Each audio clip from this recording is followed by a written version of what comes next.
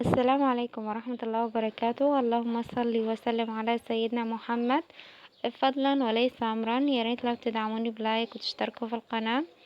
القصة الكاملة لأم تقتل طفلها وتأكل جثته بعد طبخها.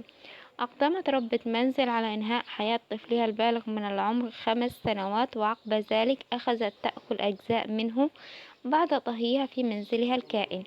البداية كانت بتلقي الأجهزة الأمنية في مديرية أمن الشرقية اختارا يفيد بورود بلاغ بضبط سيدة تبلغ من العمر نحو 30 عاما، ربة منزل متهمة بقتل طفلها البالغ من العمر 5 سنوات بعدما أنهت حياته.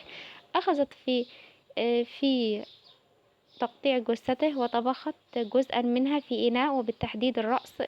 جرى ضبط المتهمة والتحفظ عليها تحت تصرف جهة التحقيق التي اختارت لمباشرة